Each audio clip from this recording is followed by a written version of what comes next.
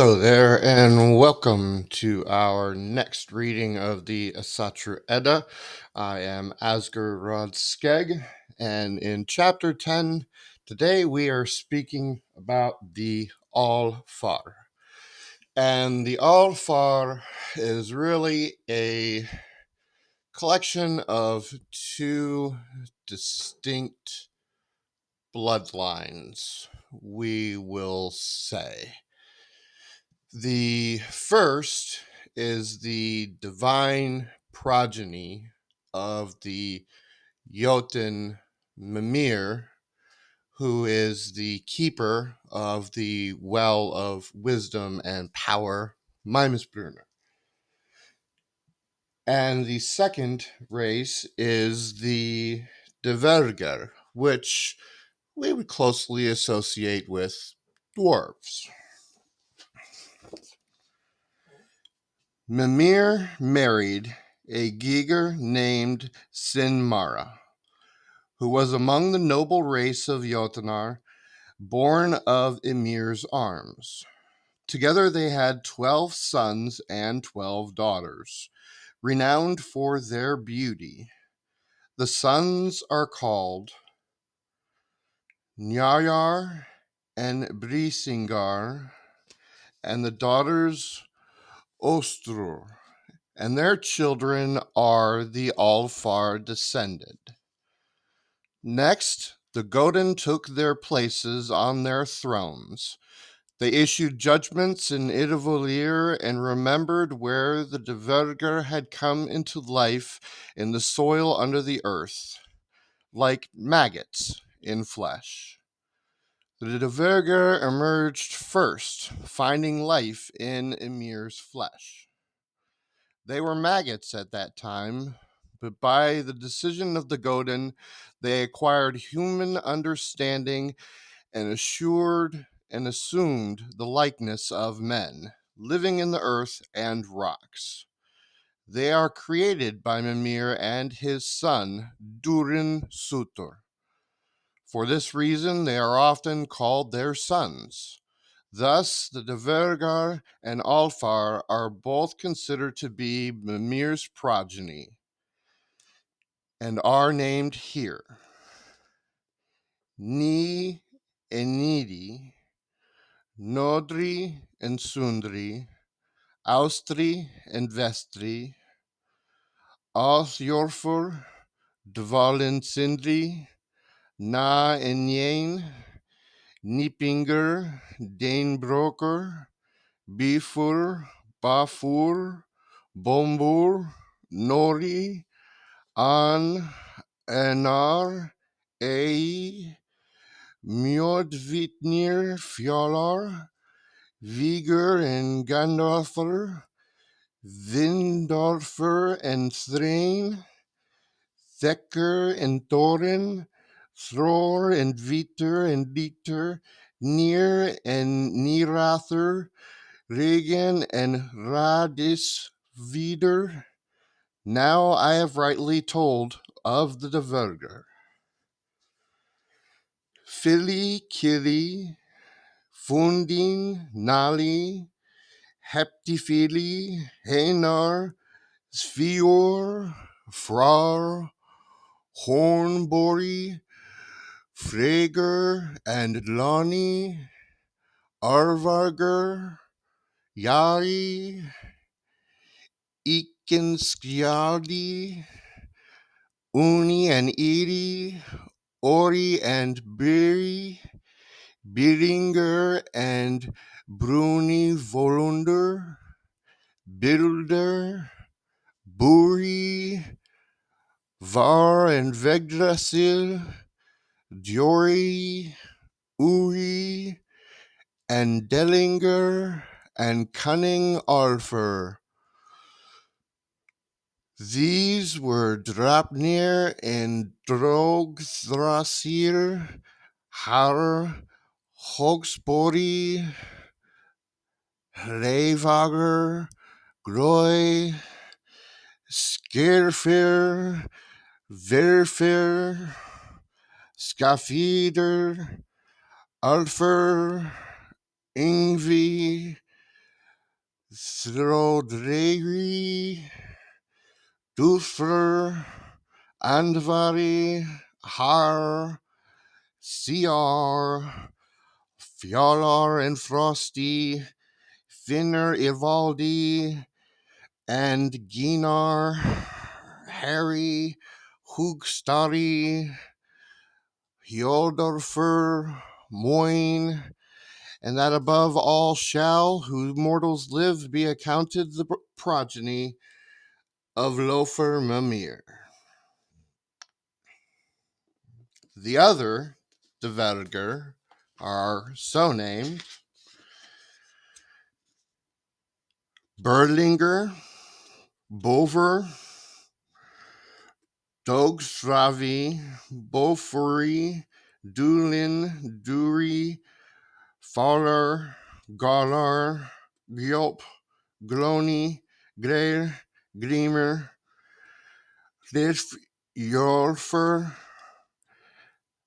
Levagar, Loin, Nali, Oin, Skaver, Viger, Ornir, Itri Galar, Hor, Ingi, Rekker, Vali, Brain, Dali, Good, and Sobrindi. From full horns of sons of Mimir, drink the pure mead of Mimisbrunner, and become just as their father and in their father's service. Personal powers of creation, supervisors of nature, and great smiths who forged grass and plants, and wonderful ornaments of fire or gold or other elements.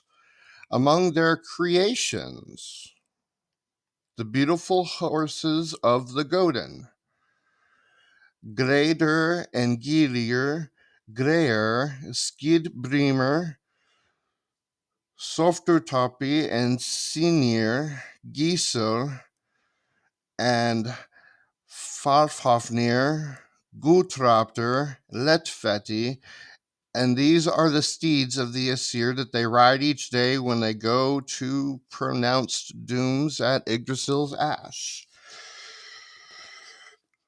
The other horses are Hrafn and Sleipnir, and they are splendid horses, as are Valor and Chaldari was there. I heard Goti and Soti mention Mor, Vigor, and Stufer. Blacker is able to carry a Thane. I also heard mention that Falker and Golfaxi and Gore with the Godin. There is also a horse called Bloduk Hoffi, and they say he bears the mighty Atridi Freyr. There are many other named horses of Asgard that are also named here, and we'll just skip over these guys. Moving on, though. Only Mimir's direct descendants, the Álfar, were allowed to drink of the mead. The Dvergar were created by him, and Durin were not given permission to partake in the holy potation, but rather were taught their arts by Mimir's sons. This would later cause enmity within their ranks.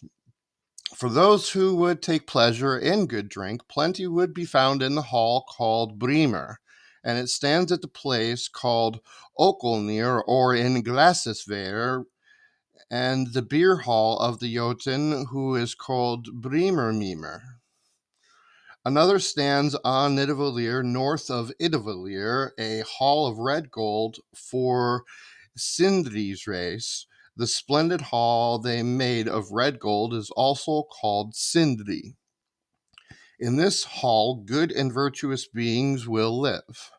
Among them are Mimir's daughters, the Desir of Night, and Nat herself is the highest and most beautiful of them. Bodvidr is another of them, and there are 10 more.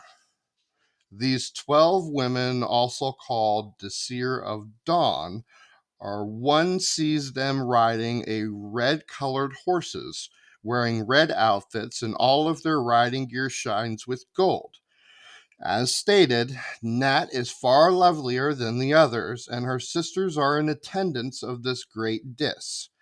As Dis of the Dawn, she herself is known as Ostra. When they put their horses to graze, the women set up in a splendid tent with stripes of alternating colors and embroidered everywhere with gold. The points of these tents are ornamented with gold, and on top of the pole that stands up through the tent, there is a great golden ball. Nat is black and swarthy like her kinsman, the Svartalfar.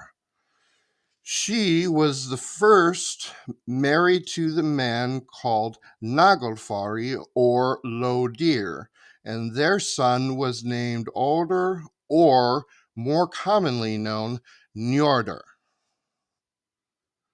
They also bore Mani and Sol together, who in turn had the daughters Nana and Suna.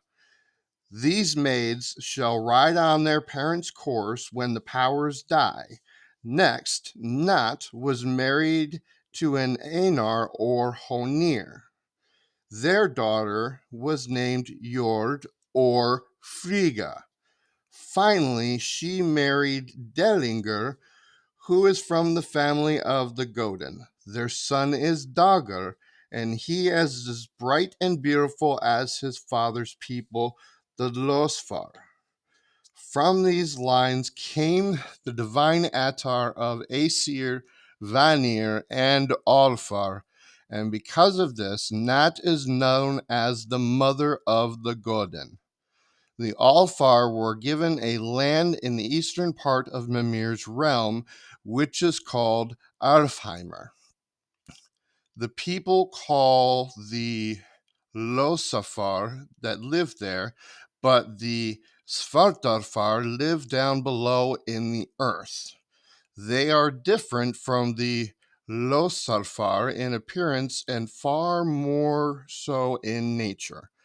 The Losafar are more beautiful than the sun, while the Svartalfar are blacker than pitch. As protection against the Hrimthusar in Niflheimer, the Godin and Mimir arranged for a watch at Helvergamir's well on the border of the Nidalfjord.